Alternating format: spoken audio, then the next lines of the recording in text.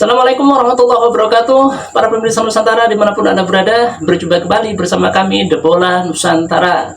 Semoga di hari-hari puasa ini kita selalu diberikan semangat, kesehatan, sehingga kita bisa menekuni rutinitas hari-hari dengan rileks sempurna. Pemirsa, kali ini saya akan mereaksi sebuah video dari channel Kilas Bola, di mana KNVB keheranan kok bisa sih Indonesia yang trending 150 negara berebut hak siar. Wah, keren. KNVB-nya malah kalah. Kita saksikan bersama. Als de voetballers ervoor kiezen om voor Indonesië te spelen. Deze fans hier gaan 90 minuten lang door en ze zijn met 77.000 man en vrouw sterk. Defense, defending yang perlu diperbaiki oleh coach Patrick itu bisa ditutupi oleh coach Alex Pastur. Jadi kalau I'm taking shots at the enemy. I'm gonna make it to the top, leave a legacy. If I got something to say, you better let me. I can hear the demons call when they do what they do. And now I feel like taking off, find a place with a view. The pain is never gonna stop. Dalam menatap laga terdekat yaitu menghadapi Australia hingga Bahrain, tim kepelatihan timnas Indonesia hingga PSSI terus menggenjot persiapan semaksimal mungkin demi meraih hasil terbaik. Bagaimana tidak, dua laga tersebut memang sangat dinantikan oleh seluruh penduduk Indonesia. Bahkan, bila berkaca dari pertandingan menghadapi Cina yang saat itu disaksikan hingga 141 negara, maka, dua laga terdekat yang akan dihadapi timnas Indonesia yakni menghadapi Australia dan Bahrain akan lebih gila lagi. Bahkan, bisa menjadi rebutan TV-TV mancanegara. Diperkirakan, sekitar 150 negara bakal menyiarkan perjuangan timnas Indonesia dalam laga lanjutan kualifikasi Piala Dunia ronde ketiga ini. Efek fanatiknya supporter hingga apapun yang berhubungan dengan timnas Indonesia selalu menjadi viral, maka tak heran jika pihak FIFA sendiri sangat ingin skuad Garuda bisa ikut tampil di Piala Dunia. Hal ini tak terlepas, tampilnya Indonesia di Piala Dunia akan sangat menguntungkan secara komersial bagi pihak FIFA itu sendiri.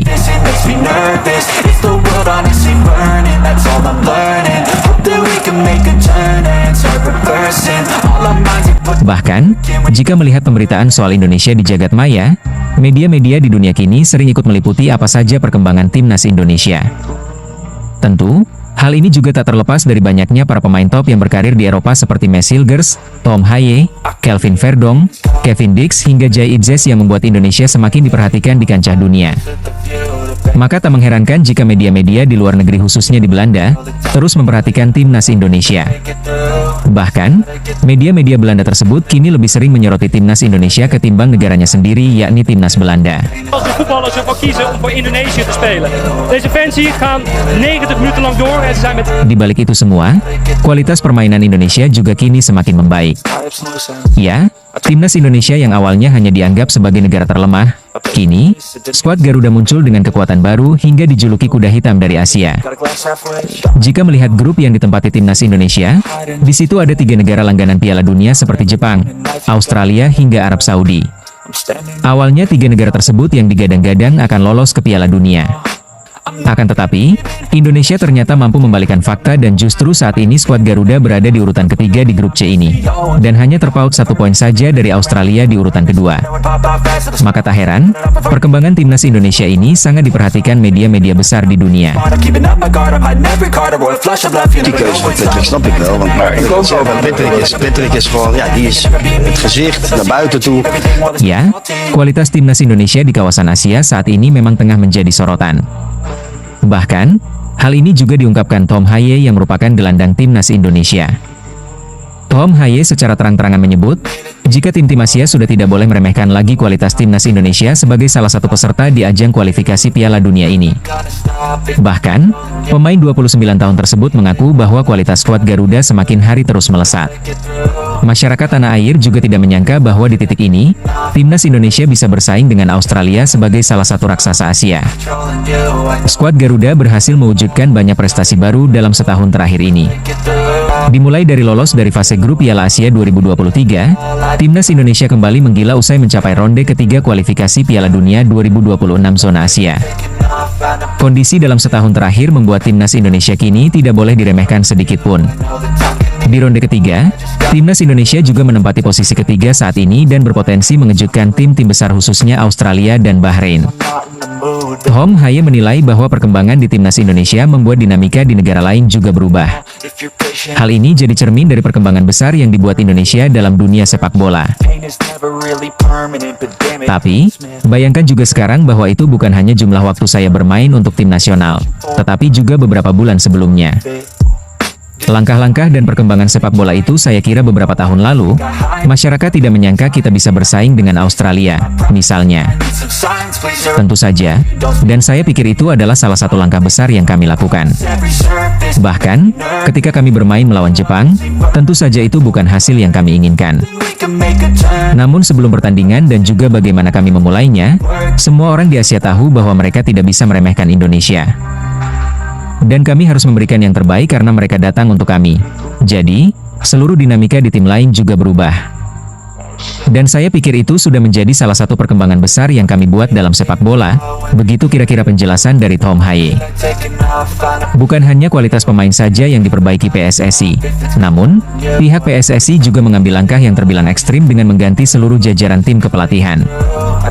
Ya, PSSI telah menunjuk nahkoda baru untuk memegang timnas Indonesia dengan menunjuk Patrick Kluivert sebagai pengganti Shin Tae-yong. Kiprah Patrick Kluivert di dunia kepelatihan memang tak lebih baik dari Shin Tae-yong. Namun jeniusnya Erick Thohir adalah dengan menunjuk Alex Pastor dan Denny Lanzat sebagai asisten pelatih. Tentu, kombinasi ini diprediksi akan membuat timnas Indonesia lebih solid lagi.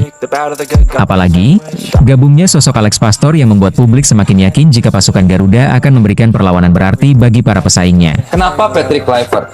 Banyak yang bilang dia mah pemain jago. Ya, Kalau pelatih kan ya banyak yang bilang pelatih dia bisa apa. Gitu. Nah ini gimana, Pak Erik? Ya, ada kekurangannya. Makanya kita selalu membentuk sebuah tim besar.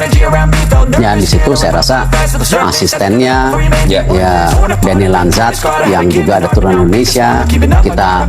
Dia punya strength juga bagaimana membangun daripada karakter pemain. Ya kemarin dia pergi sama Alex Pastor ke Maluku, dia cek pemain, ya. Alex juga punya kekuatan teknikal.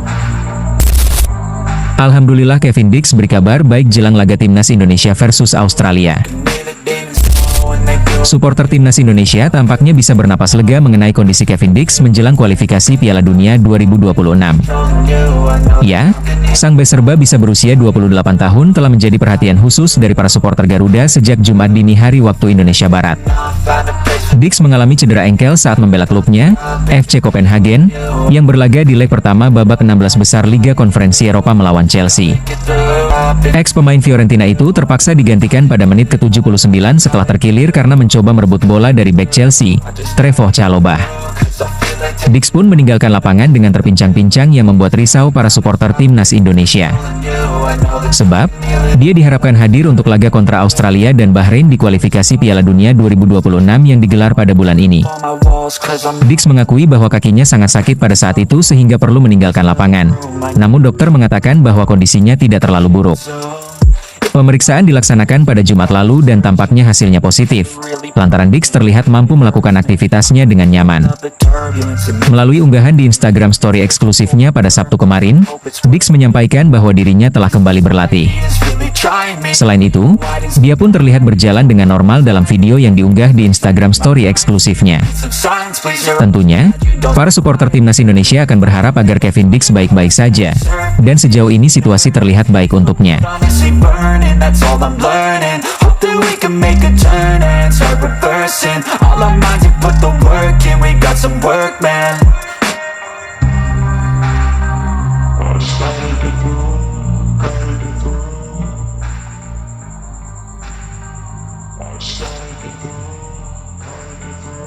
Kombinasi antara Alex Pastor sama Patrick ini kira-kira gimana pola permainannya? Coach Patrick Kluivert ini attacking dia. Tapi kelemahannya rest defense-nya tadi defending.